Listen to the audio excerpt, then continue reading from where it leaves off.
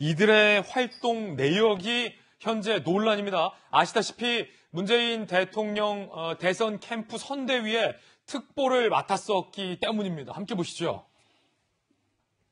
자, 그뿐만이 아닙니다. 문재인 대선 후보 선대위 노동특보단에 참여해서 문재인 후보를 지지선언한 바도 있고, 북한의 통일 밤 묘목 보내기 운동을 위해서 여당의 중진 의원을, 너무나도 유명한 의원을 접촉한 사실도 알려졌고, 윤석열 검찰총장 탄핵 촉구 광고비 400만 원 모금 운동을 이들이 펼쳤던 사실도 오늘 중앙일보 등이 보도하고 있습니다. 그리고 김일성의 회고록, 세기와 더불어 저거 지금 판매 금지됐어요. 이적물이죠, 저거.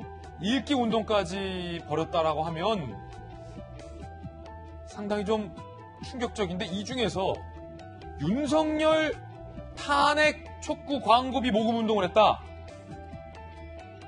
자, 윤석열 캠프 관계자 나와 있습니다. 김병민 윤석열 캠프 대변인. 예. 요 대목에 대해서 자, 윤석열 캠프 대변인으로서 어떻게 보십니까? 왜 북한의 지령을 받았다라는 의혹이 집중적으로 제기된 인물이 윤석열 탄핵을 촉구하는 광고비 모금 운동까지 펼쳤을까? 혹시 이것도 북한의 지령이라고 보세요?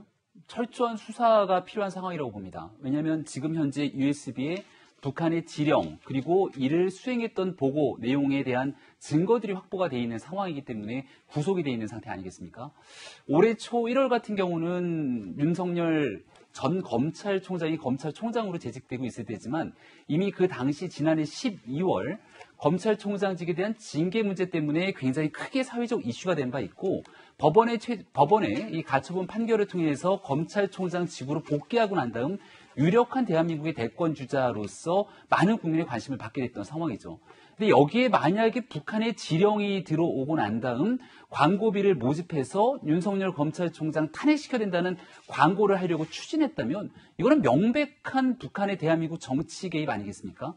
지금 있게 되는 이 내용들이 어떻게 진행되는지 좀 더 살펴봐야 되지만, 2017년도 대통령 선거 국면에서도 이들이 문재인 후보의 특보단으로 참여했던 내용들이 드러나게 됩니다.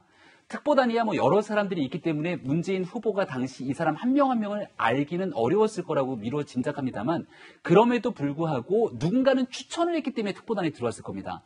그래서 저희가 문재인 대통령과 당시 캠프에 있었던 사람들에게 면밀히 사실관계를 밝히고자 촉구하는 건, 이 사건이 어디에서부터 이들이 경로를 거쳐서 정치권에 접근했는지에 대한 사건의 진실을 규명할 때만이 두 번 다시 이런 처참하고 끔찍한 일들이 발생하지 않는 재발 방지를 할 수 있습니다. 그리고 문재인 대통령 후보의 특보단에만 참여한 것이 아니라 집권당에 있는 여러 정치인들에게도 접근하지 않습니까? 이런 일들이 자연스럽게 이루어질 수 있는 경로들이 있다면 누군가는 중간에서 다리를 놓고 역할을 했기 때문에 접촉이 가능했을 거거든요. 아무도 알지 못하는데 어느 날 김진 기자를 만나러 올 수는 없는 것 아닙니까? 예. 누군가가 추천했기 때문에 사람들을 만나는 과정이라면 이 사건의 진실을 국정원과 검찰도 조사를 해야 됩니다만, 누구보다 특보단에 임명했던 사실을 알게 되는 건 당시 후보 캠프에 있었던 사람들이고, 민주당의 중진 의원들과 접촉을 했다면 이 중진 의원들 스스로가 누가 연결했기 때문에 왔던 것들은 충분하게 국민 앞에 소명해야 될 이유가 있다고 봅니다.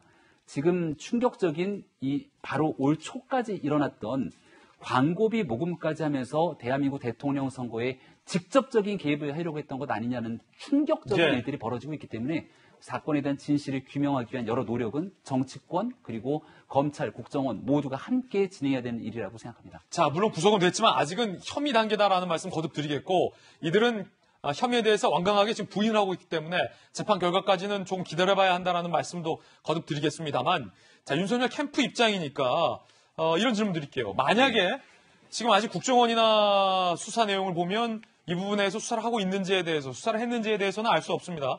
특히 윤석열 검찰총장 탄핵 촉구 광고비를 모금했다라는 이 활동이 북한의 지령을 받아서 한 것인지에 대한 인과관계가 현재로선, 그러니까 북한의 지령에 의한 활동인지에 대한 인과관계가 현재는 알려진 바가 없기 때문에 이 부분에 대해서도 단정할 수 없다라는 말씀 제가 여러 차례 계속 신중하게 드리는데, 만약에 김병민 대변인, 이게 뭐 추가 수사나 국정원의 수사 등을 통해서 북한의 지령을 받고 윤석열 총장을 탄핵하는 광고를 하라 라는 활동까지 이어졌다면, 이거 가정입니다. 왜 북한이 이런 행동을, 왜 윤석열을 탄핵하고 싶어 했을까요? 만약에 그게 사실이라면.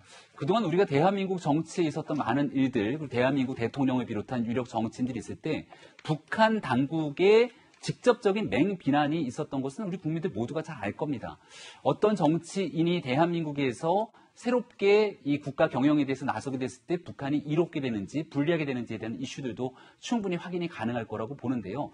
여기에 대해서 왜 북한이 이 같은 행동을 하려고 했는지는 우리는 알 수는 없겠습니다만 명확한 건 지금 현재 관련된 사건에 대한민국 문재인 정부의 국정원으로부터 수사를 받고 있는 인물이 이러한 시도를 했다는 것은 언론 보도를 통해서 드러난 것 아닙니까?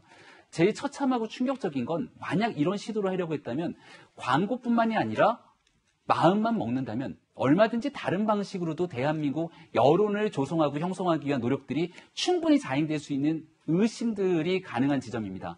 우리가 2017년 대통령 선거 국면을 앞두고 드루킹 일당이 댓글을 조작하려고 마음을 먹은 다음 이 킹크랩이라고 하는 기계를 통해서 어마어마한 댓글을 조작했다는 사실이 대법의 최종 확정 판결로 김경수 지사의 공모관계까지 나오지 않았습니까?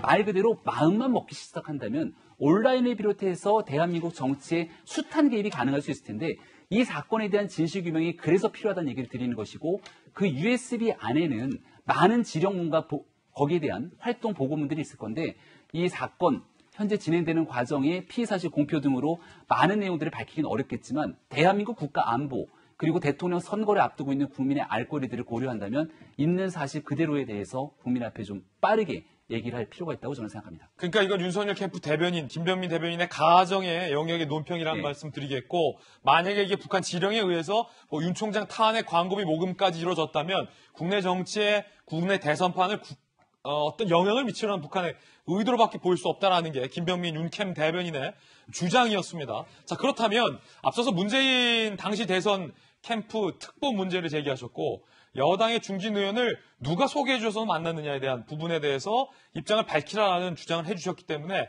이 부분에 대한 사실관계의 질문 이재명 기자를 통해서 좀 묻겠습니다. 대선 캠프의 특보는 누가 임명하는 거고 뭐 수백 명이다 수천 명이다 이런 주장도 나오고 있는데 어떤 검증 절차를 좀 거치지 않습니까? 그냥 만나는 사람마다 다 주지는 않을 거 아니에요. 누군지에 대한 최소한의 신원 확인 등이 이루어지는지 뭐 이런 부분이요.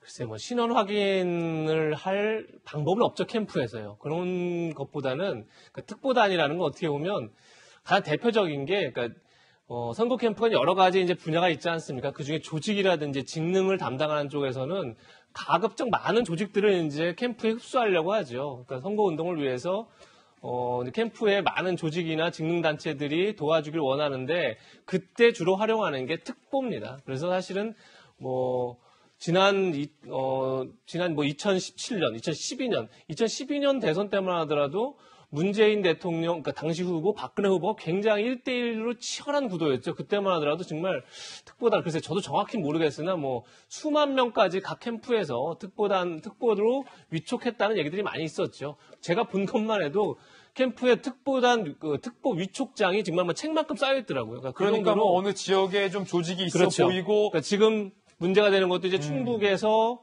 한 노동단체 활동가들 아니겠습니까? 당연히 이제 지역에 있는 어떤 단체, 노동단체나 시민단체 활동가들이니까 특보를 위촉할 수 있는데 문제는 조금 전에 김병민 대변인도 지적했지만 누군가는 이들을 특보단으로 추천한 사람 분명히 존재하는 거죠. 추천 내지 보증한 사람. 그렇죠. 그게 이제 조직본부 사람이든 어쨌든 캠프 내 누군가는 존재하는 거죠. 그 사람들은 왜 이 사람들을 특보로 임명해야 된다라고 그렇게 추천을 했는지 그건 사실 밝혀져야 하는 거죠. 왜냐하면 대한민국 국민 누구나가 다 원한다고 특보가 될 수는 없는 거잖아요. 유력 대선 후보 캠프에.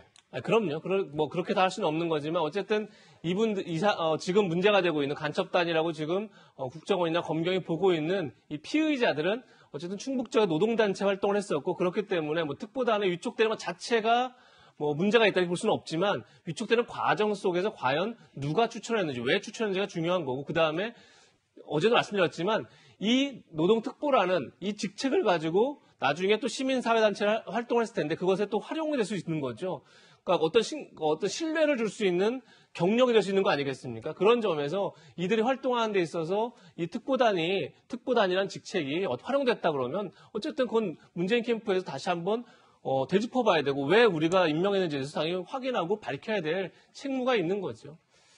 간첩죄가 적용됐던 판례도 오늘 언론 보도가 나왔습니다.